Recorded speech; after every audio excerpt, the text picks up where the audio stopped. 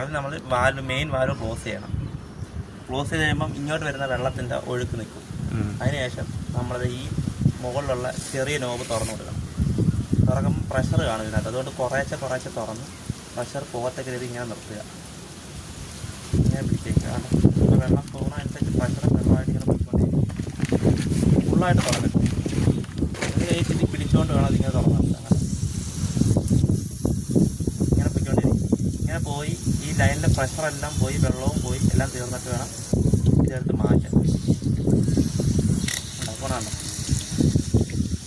അല്ലെങ്കിൽ ഇത് ഒറ്റ ഇതിനകത്ത് തുറന്ന് എടുക്കുകയാണെങ്കിൽ വെള്ളം പ്രഷറിൽ വന്ന് നമ്മൾ മുഖത്തോട്ട് അല്ലെങ്കിൽ ഈ അടപ്പ് തെറിച്ചങ്ങ് പോവുകയും ചെയ്യും. പ്രഷർ വയ്ക്കൊണ്ടിരിക്കുക.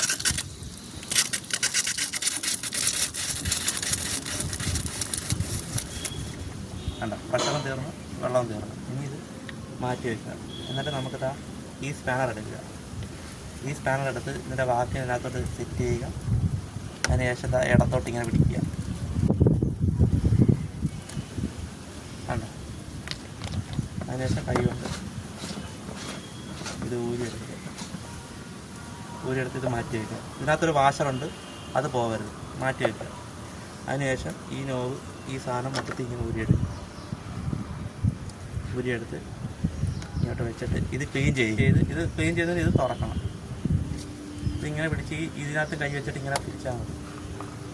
കണ്ടോ? ഊരി വന്നിട്ട് ഇതിങ്ങനെ വെക്കുക. ഈ ഡിസ്കുകളെല്ലാം ഓരോന്നായിട്ട് ഇളക്കി വെള്ളത്തിയിട്ട് കഴുകിയിട്ട് ഇത് തിരിഞ്ഞാലും മറിഞ്ഞാലും കുഴപ്പമില്ല, എങ്ങനെ വേണമെങ്കിലും ഇല്ല.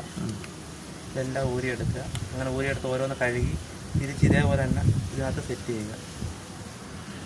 എല്ലാ ഡിസ്കും എടുക്കണം.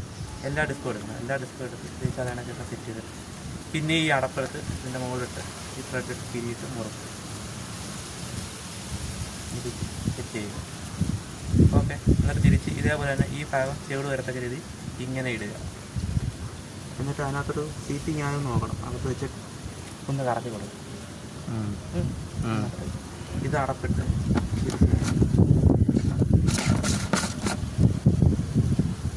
അതിനുശേഷം ഈ സ്പാനറിട്ട് നല്ല രീതിയിൽ ടൈറ്റ് ചെയ്യുക. അപ്പം ടൈറ്റ് ചെയ്യുന്നതിൻ്റെ കൂട്ടത്തിൽ ഇതിനൊന്ന് പിടിക്കുകയും കൂടെ ചെയ്യണം. അപ്പം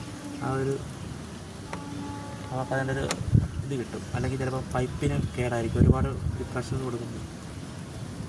ഇങ്ങനെ ടൈറ്റ് ചെയ്ത് ഓക്കെ. അടക്കുക. ഇതിനകത്ത് ഒരു വാഷറുണ്ട് കേട്ടോ, അതും പോകാൻ നോക്കണം. നമ്മൾ ഇളക്കണം, അത് പോകത്തില്ല. അത് നല്ല രീതിയിൽ ടൈറ്റായി തന്നെ ഇരിക്കുക, എന്നാലും ഒന്ന് ശ്രദ്ധിച്ചോണം. ഇത് നല്ല രീതിയിൽ മുറുക്കി അടയ്ക്കുക. എന്നിട്ട് ഇതിൻ്റെ തന്നെ ചെവിട് ഭാഗമുണ്ട്, ഈ ഭാഗം കണ്ട